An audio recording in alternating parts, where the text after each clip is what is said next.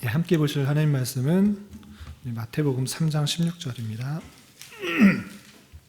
마태복음 3장 16절 말씀 한 절 읽고 웨스터민스터 신앙고백서 함께 공부하겠습니다. 마태복음 3장 16절 함께 봉독하겠습니다. 예수께서 세례를 받으시고 곧 물에서 올라오실새 하늘이 열리고 하나님의 성령이 비둘기같이 내려 자기 위에 임하심을 보시더니. 아멘. 16절 한 절만 읽겠습니다. 주일 오후 시간에는 교리 공부를 하고 있습니다. 교리 공부를 하는 이유, 여러 번 말씀드린 것처럼 하나님께서 하나님의 백성을 가르치시기 위해서 어떻게 살아야 될지를 알게 해주시기 위해서 주신 방편이 무엇인가 라고 했을 때는 다른 방편이 아니라 계시의 말씀인 성경 말씀이다 라고 할 수 있습니다. 그래서 하나님의 백성으로서 당연하고도 마땅히 하나님을 섬기는 방법, 또 우리가 어떻게 살아야 될지를 아는 방법을 다른 데서 찾는 것이 아니라 성경 말씀을 통해서 찾아야 된다고 이렇게 배웠습니다. 그런데 성경을 다 갖고는 있지만 아쉬운 것은 무엇이냐면 성경을 자기 생각대로 다 해석하는 경우가 있다는 것입니다. 그래서 성경을 바르게 해석하고 적용하는 것이 중요한데 이단에 빠지지 않고 자기 생각대로 해석하지 않도록 하기 위해서 많은 신앙의 선배들이 성경에 나온 내용들을 가지고 이단과 오류에 빠지지 않도록 잘 정리해 놓았다라고 했습니다. 그것이 신학 고백서 또는 교리라고 이렇게 표현되는 것입니다. 그래서 우리가 교리를 열심히 배우는 목적은 무엇인가라고 했을 때는 교리, 웨스터민스터 신앙고백서, 벨직 신앙고백서, 스코틀랜드 신앙고백서 다양한 교리 많이 배웠다라고 이게 그 배운 지식을 자랑하는 것이 아니고 그 지식을 통해 하나님께서 주신 성경 말씀을 바로 이해하는 것이 중요하다라고 했습니다. 그래서 이 교리의 성경을 잘 이해하는 방식의 하나로 우리는 교리를 열심히 배워야 하는 것입니다. 그래서 특히 우리나라에는 다양한 기독교 이단들이 많이 있습니다. 아시다시피 최근에 코로나로 문제되었던 어느 교죠? 신천지뿐만 아니라 다 성경을 들고 있으면서 자기 멋대로 생각하고 자기가 교주 또는 메시아다, 그리스도다라고 표현한 사람들이 너무나 많기 때문에 우리 그런 미혹과 유혹과 이단에 빠지지 않도록 더욱더 부지런히 교리의 내용, 성경 전체의 내용을 이미 앞선 선배들이, 신앙의 선배들이 잘 정리해 놓은 그 성경의 내용들을 잘 익혀서 성경을 잘못 해석하지 않고 바르게 해석하여서 하나님께서 주시려고 하는 그 말씀들을 잘 깨닫는 훈련이 필요하고, 그것을 통해서 성경을 읽음으로 성경을 잘 이해해서 우리의 삶으로 적용하고 살아가는 것을 통해서 하나님께서 기뻐하시는 그런 백성으로서, 자녀로서의 모습을 가지도록 하는 것입니다.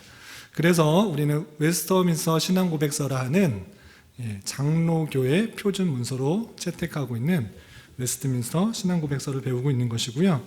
우리가 지난 시간 한참 됐지만 1장을 통해서는 성경이 어떠한 책인가를 살펴보았습니다. 가장 중요한 것입니다. 가장 기본이 되는 것. 성경이 어떠한 책으로 고백하느냐가 제일 중요합니다. 성경을 그냥 좋은 신앙 서적으로 하나 바라보느냐, 아니면 진실로 오류가 전체가 없는 하나님의 말씀 전체로 받아들이냐, 아니면 하나님의 말씀이 포함되어 있느냐, 이런 식의 입장 차이에 의해서도 다양하게 입장이 나누기 때문에 가장 먼저 전제가 되는 것은 우리가 성경을 어떻게 받아들이느냐가 중요한데, 우리 웨스터민스터 신앙고백서의 내용을 통해서 성경 66권 전체가 하나님의 말씀이되 정확하고 무호한 하나님의 말씀이다라고 이렇게 배웠습니다. 말씀이 포함되어 있는 것도 아니고 말씀이 변해서 하나님의 말씀이 되는 것도 아니고 그 자체가 무호한 하나님의 말씀이다로 받아들인 것입니다.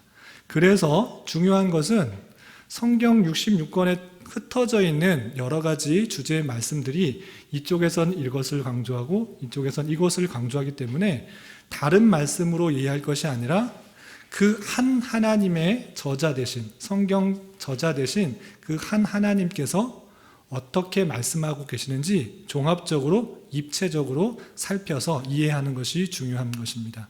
그래서 교리의 내용을 통해서 그 내용들을 잘 살펴야 되는데, 첫 번째 1장에서는 성경을 배웠고요. 두 번째는 그 성경에서 말하고 계시는 하나님이 어떤 분이신지를 배우고 있습니다. 그래서 2장 마지막이 하나님이 어떤 분이신가 라고 했을 때는 삼위일체 하나님이시다라고 우리는 고백합니다. 혹시 삼위일체라는 말 처음 들어보신 분 계신가요? 삼위일체? 예. 혹시 이옥희 성도님 들어보셨나요? 예, 잘하고 계십니다. 예. 혹시 박수 성도님 들어보셨나요? 삼위일체? 삼위일체라는 말 혹시 성부, 성자, 성령. 삼위일체. 그리고 그 개념을 잘 이해하는 것이 기독교 하나님을 잘 이해하는 것입니다. 그래서 오늘 마지막 하나님에 대해서 지난주까지는 하나님의 속성 또는 성품, 하나님이 어떠한 분이신지에 대해서 잘 배웠고요. 오늘은 그 하나님께서 속성뿐만 아니라 어떠한 하나님으로 드러나시는지, 어떤 존재로 보이시는지 그것을 잘 이해해야 될 것입니다. 이것이 삼위일체 하나님, 우리 기독교에서 말하고 있는 하나님의 핵심적인 그런 부분이기 때문에 물론 속성, 성품도 중요하지만 제일 다른 사람들로부터, 하나님을 믿지 않는 사람부터 공격받는, 질문받는 것 중에 하나가 그겁니다. 예수님도 하나님이고 성령님도 하나님이고 성부 하나님도 하나님인데 하나님은 세 분 아니냐, 이렇게 물을 수 있는데, 오늘 이 시간에 잘 정리하여서 하나님이 어떠한 하나님인지, 그리고 삼위일체라는 말의 뜻이 무엇인지를 잘 개념을 정리할 수 있기 바랍니다. 그럼 2장 3절 삼위일체에 대해서 너무 간단하게 써 있는데, 우선 그 고백되어 있는, 정리되어 있는 삼위일체 하나님에 대해서 우리 3절 내용, 그 네모칸 노란색 되어 있는 부분 함께 읽어보도록 하겠습니다. 시작. 신성의 일체 가운데 본질과 능력과 영원성에 있어서 동일하신 삼위가 계시는데, 성부 하나님, 성자 하나님, 성령 하나님이시다. 성부께서는 누구로부터 말미암지 않으시고 출생된 바도 없으시고 나오시지도 않으신다. 성자께서는 성부로 말미암아 영원히 출생하신 바 되시고, 성령께서는 성부와 성장으로 영원히 나오신다. 아멘. 간단히 정리되어 있는데, 일단 우리가 믿는 하나님은 성부 하나님, 성자 하나님, 성령 하나님이신데, 이 분이 세 분이 아니라 한 분 하나님이시라는 것입니다. 그럴 때 성부, 성자, 성령을 어떻게 표현하느냐? 한 위격을 갖고 계시다 해서 한 위로 표현한 것입니다. 그래서 1위는 성부 하나님, 2위는 성자 하나님, 3위는 성령 하나님이신데, 그 하나님이 1위, 2위, 3위라고 해서 순서가 있는 것이 능력의 차이나 권위의 차이나 그런 차이가 있는 것이 아니다라고 표현한 것입니다. 그래서 동일하신 그 능력과 힘과 능력과 영원성, 본질에 있어서 동일하신 분입니다. 그런데 동시에 삼위의 하나님을 말할 수 없기 때문에 순서에 따라 우리가 편의상 1위, 2위, 3위로 분류해서 이렇게 부르는 것입니다. 그래서 성부 하나님, 성자 하나님, 성령 3위로 계시는 한 분 하나님이시다라고 이해하시면 될 것입니다. 그런데 사람으로서는 이해가 되지 않는 부분입니다. 사람은 한 명이면 되는데, 사람이 인격을 갖고 있는 한 개체, 한 명인데, 한 인격을 갖고 있으면 한 명이라고 부르지만, 하나님은 그렇게 부르는 것이 아니라 위로 부르는 것입니다. 인격을 갖고 있는 성부 하나님, 성자 하나님, 각각의 인격성을 갖고 있는 한 위의 하나님이시고, 그 3위가 한 분 하나님이신 것입니다. 그래서 우리가 믿는 하나님은 성부 하나님, 성자 하나님, 성령 하나님 3위로 계시는 그런 한 분 하나님으로 이해하시면 될 것입니다. 그래서 삼위일체라고 표현한 것입니다. 그러니까 왜 이렇게 복잡하냐, 왜 이렇게 복잡하게 설명하느냐라고 했을 때는, 복잡한 것이 아니고 성경에 나와 있는 표현들을 잘 살펴보니까 우리가 하나님을 어떻게 이해해야 되냐 할 때 그렇게 이해하는 방식이 성경에 오류가 없고 하나님께서 드러내는 방식이다라는 것입니다. 왜 그런가? 그 내용들을 좀 살펴보도록 하겠습니다. 우리가 좀 전에 읽어봤던 마태복음 3장 16절에 분명히 이렇게 되어 있습니다. 예수님께서 공생애를 시작할 때 제일 먼저 하신 것이 세례 받으신 것입니다. 예수님께서 세례 받으신 이유가 무엇인가 했을 때는 예수님은 죄가 없으십니다. 죄 사함의 표로 세례를 받는 건데 왜 예수님께서 죄 사함을 받을 필요가 없는데 세례를 받았는가 했을 때는 사람의 모습으로 왔다는 것을 공적으로 인정하기 위해서 세례를 받으신 것입니다. 그런데 그때 어떤 일이 있었는가? 예수님께서 세례를 받으실 때 곧 물에서 올라오실 때 하늘이 열리고 하나님의 성령이, 예수님은 분명히 세례를 받으시고 나오신 것입니다. 네, 하나님의 성령이 비둘같이 임하심을 보더니 그 뒤에 읽지 않으시면 17절에 하늘로부터 소리가 있어서 말씀하시되 이는 내 사랑하는 아들이요 내 기뻐하는 자라, 이렇게 말씀하신 것입니다. 예수님이 계시고 성령님이 비둘같이 임하시는 것, 그리고 하늘로부터 내 아들이다, 내 기뻐하는 자다라고 말씀하신 분이 세 양태의 모습들이, 세 위의 모습들이, 인격의 모습들이 동시에 나타나는 것입니다. 그러할 때 우리가 이해하는 방식은 세 하나님이 있다라고 이해하는 것이 아니라 그 세 모습으로 드러나는 한 하나님이 있다라고 표현하는 것입니다. 왜냐하면 성경의 다른 부분에 있어서 하나님은 세 분이라고 말한 것이 아니라 한 분 하나님이라고 계속적으로 말하고 있기 때문에 하나님은 한 분이시다라고 표현하지만 성부, 성자, 성령의 삼위의 모습으로 계시는 하나님이시다라고 받아들이는 것입니다. 그래서 성부 하나님이 있고 성자 하나님이 있고 성령 하나님이 있다, 이렇게 이해하시면 되겠습니다. 그래서 다양하게 요한 1서 5장 7절에서도 요한 1서 1장 14절에서도 요한복음 15장에서도 예수님, 성령님, 또 성부 하나님, 아버지 하나님에 대해서 표현들이 있을 때 세 하나님이, 세 분의 하나님이 계시다라는 것이 아니라 한 분 하나님이 계시다라고 이렇게 이해하시면 될 것입니다. 그 부분들이 오류가 있게 하는 것이 아니라 함께 이해하는 방식으로 우리가 생각을 해야 되기 때문에 인간의 지식적인 것에서는 한계가 있지만 그런 방식으로 이해해야 된다라는 것입니다. 2페이지 넘겨보시면 성경에서 나타내는 하나님이 한 분으로 묘사된 구절들이 상당히 많이 있습니다. 두 구절만 읽어보도록 하겠습니다. 2페이지 보시면 야고보서 2장 19절에 성경에서 하나님이 한 분인가 세 분인가 라고 했을 때 뭐라고 표현했는지 야고보서 2장 19절 함께 봉독하겠습니다. 시작. 내가 하나님은 한 분이신 줄을 믿느냐? 잘하는도다. 귀신들도 믿고 떠느니라. 아멘. 귀신들도 하나님이 한 분이라는 것을 안다라고 했습니다. 그렇기 때문에 성경에서는 하나님은 한 분이시다라고 우리 고백되고 있는 것을 살펴볼 수 있는 것입니다. 또 신명기 6장 4절 신명기 6장 4절 말씀 함께 봉독하겠습니다. 시작. 이스라엘아 들으라. 우리 하나님 여호와는 오직 유일한 여호와이시니. 아멘. 이스라엘 백성들에게 쉐마라고 해서 아침 저녁으로 암송하는 그런 구절이라고 했습니다. 그때 구절할 때 항상 암송하는 것이 무엇이냐면 하나님 여호와는 오직 유일한 여호와시다, 한 분밖에 없는 하나님이시다라고 이렇게 고백되는 것입니다.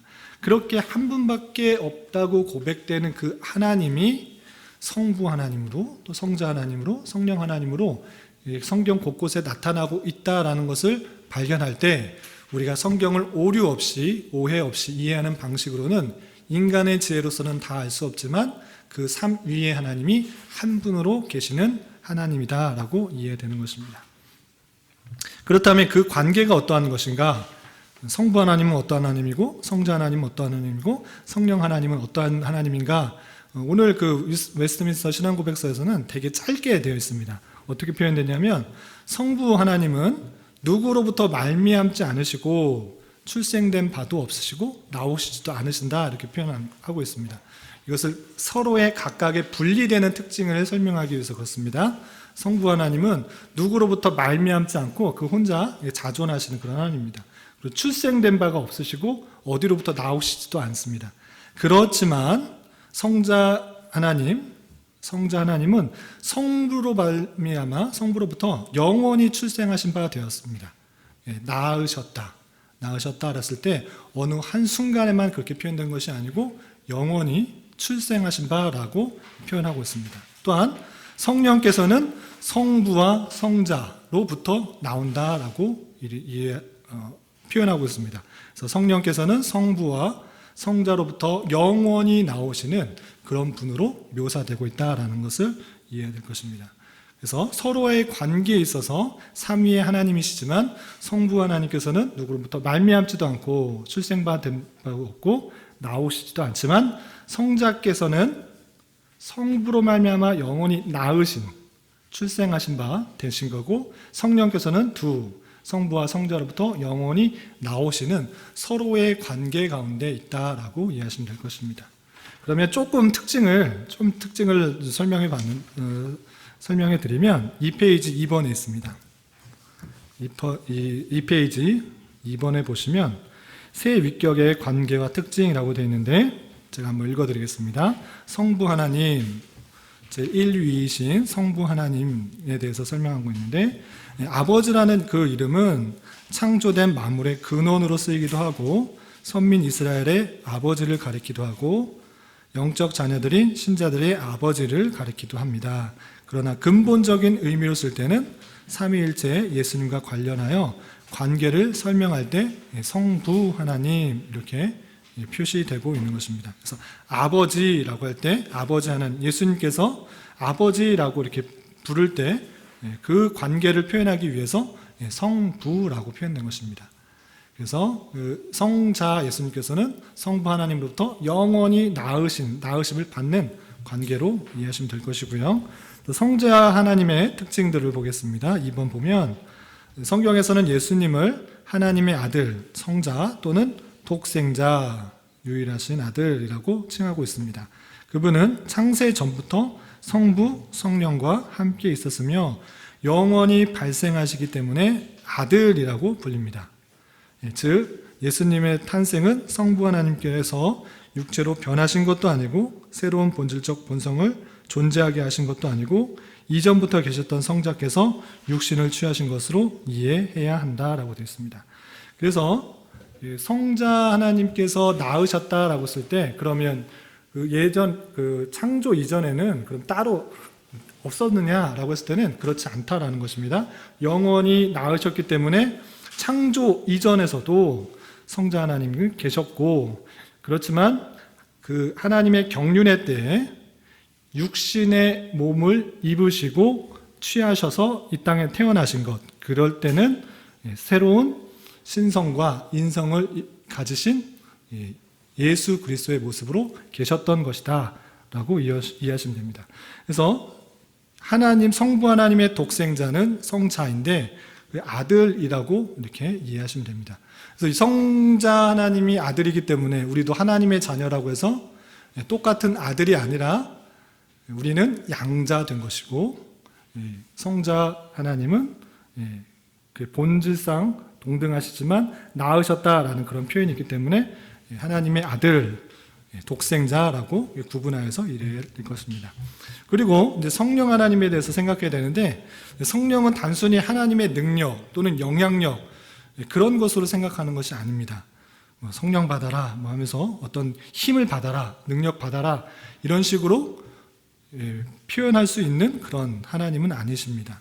성령님은 지성과 정서, 의지가 있으실 뿐만 아니라 말하고 찾고 증거하고 명령하고 계시고 노력하는 등 완전한 인격으로서의 모습을 갖고 계시다. 하나님을 그렇게 함부로 부르는 것들을 조심해야 된다라고 할 수 있습니다. 그래서 성부, 성자, 성령 하나님의 그 특징들을 잘 이해해야 되는데 그 특징들을 3페이지에 이렇게 정리해 놨습니다. 3페이지에 3번을 보시면 성경 속에서 삼위일체의 바른 이해, 성부, 성자, 성령, 삼위로 계시는 하나님은 영원 전부터 영원까지 함께 계시며 능력과 위엄과 존귀가 동일하게 돌려진다. 이것도 중요한 표현인데 성부, 성자, 성령님의 한 삼위일체 하나님이기 때문에 우리가 찬송할 때 조심해야 될 것들 중에 하나가 어떤 한 부분에 대해서 이렇게 찬송하는 것을 좀 조심스럽게 생각해야 됩니다. 요즘 CCM들 중에는 물론 예수 그리스도의 보혈의 은혜, 보혈의 그 은혜 십자가의 사랑들이 귀하고 좋은 것입니다. 그럼에도 불구하고 예수님에 대해서만, 그 십자가 사랑만 찬양하는 것들은 어떻게 보면 삼위일체 하나님께 동일하게 돌려져야 할 그 영광을 한쪽에게만 돌리는 것이 될 수 있기 때문에 상당히 조심스러운 것입니다.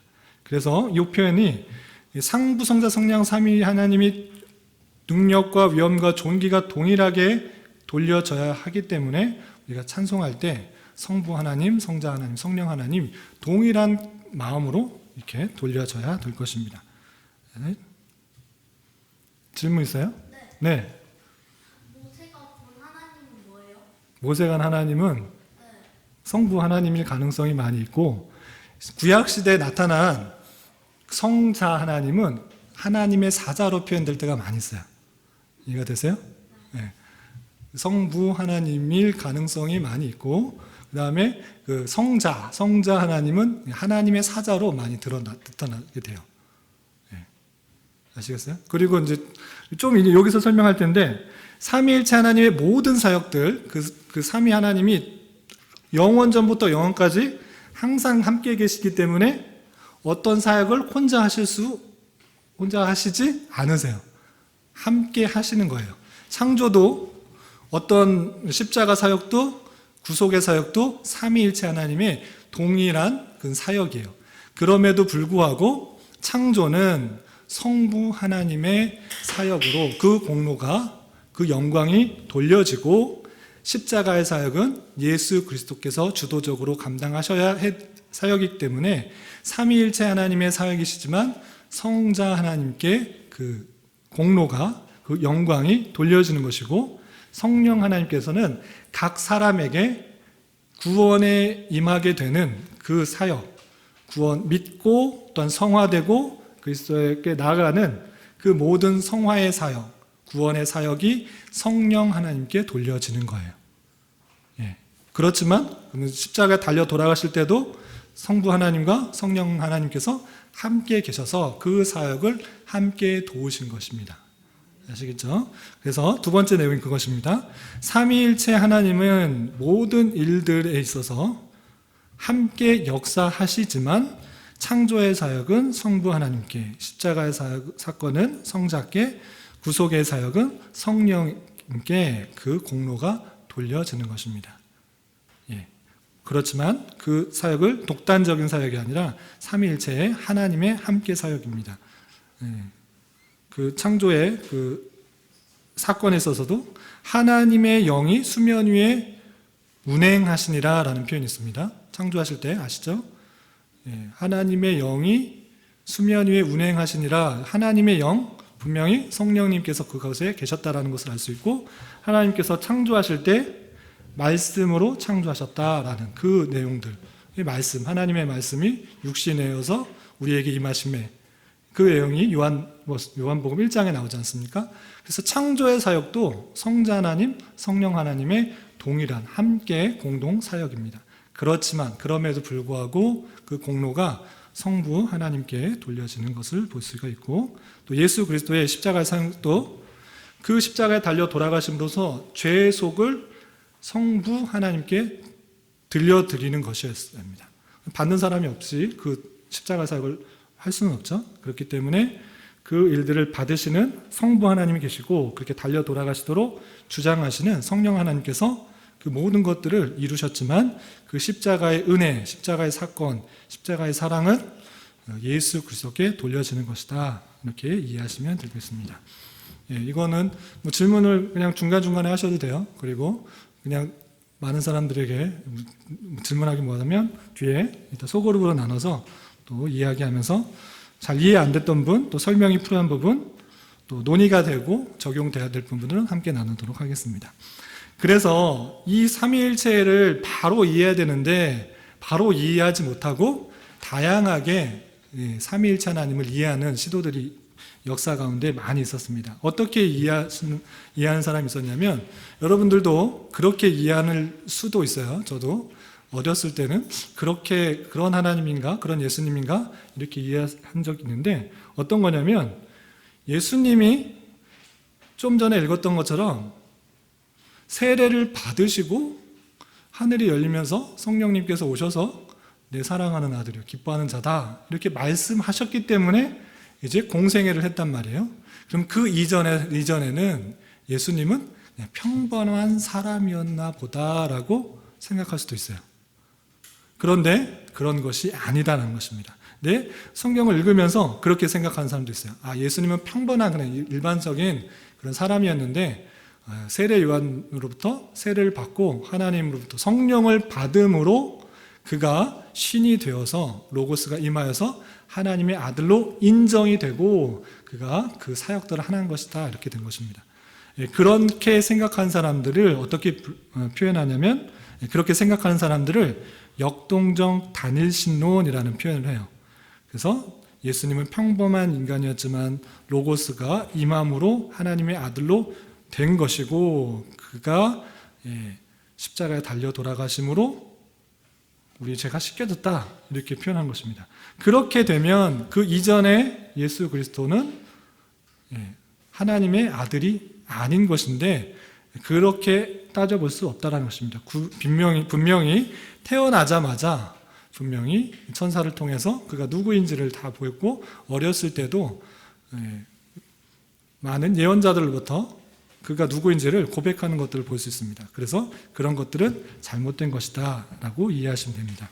그렇지만 역사적으로 볼 때 역동적 단일신론과 같이 생각하는 사람이 있었는데, 이름이 어렵지만 그냥 눈으로 한번 봐주세요. 사모사타의 바울, 소시니우스자들, 유니테리언 주의자들은 이렇게 생각하면서 성경을 잘못 이해했다라는 것입니다. 그리고 또 많은 사람들이 이렇게 이해하는 경우가 있는데, 이것도 주의해야 됩니다. 양태론적 단일신론이라고 생각하는 사람이 있어요. 그러니까 성부 하나님과의 신약시대의 성자 하나님으로, 성자 하나님이 부활승천하신 이후에는 성령 하나님으로 바뀌었다는 것입니다. 보기에는 구약에는 성자 하나님이 잘 보이지 않는 것 같아서 구약시대는 성부 하나님, 그리고 신약시대는 예수님이 그 성부 하나님이 변해서 예수 그리스도 사람의 모습으로 오셨고 부활 승천하신 다음에는 성령님이 오셨기 때문에 성부 하나님의 시대, 성자 하나님의 시대, 성령 하나님의 시대가 있는 게 아닌가라고 잘못 이해할 수 있지만, 성경을 잘 살펴보면 창세기부터 요한계시록까지 성부 하나님, 성자 하나님, 성령 하나님, 삼위일체 하나님이 계속적으로 있고 또 존재하시고 역사하신다는 그 사실들을 잊지 말아야 될 것입니다. 그래서 양태론적 단일신론의 역사적 이론들은 사벨리우스주의자들, 또 현대 세대주의자들도 있다라는 것입니다. 이렇게 이해하시면 되겠습니다. 혹시 삼위일체 관련해서 궁금한 거 있으세요? 그러면 마치고 돌아가서 얼마나 또 잘 이해했는지 한번 나누면서 또 정리하도록 하겠습니다. 기도하겠습니다. 하나님 아버지 감사합니다. 이 시간에는 성경 속에 나타나고 계시는 하나님이 어떠한 또 존재로 양태로 계시는지 살펴보았습니다. 하나님께서 또 삼위일체로 계셔서 우리에게 나타나시고 또 역사하시고 또 주장하실진데, 우리가 그 성경에 나타난 하나님을 바로 잘 이해해서 하나님을 잘 깨닫게 하시고 그 하나님으로부터 오는 풍성한 은혜들을 잘 누리며 각자의 삶 속에서 살아갈 수 있도록 인도하여 주시옵소서. 이후에 또 소그룹 시간에도 함께해 주실 줄 믿사오며 예수님의 이름으로 감사히 기도드리옵나이다. 아멘.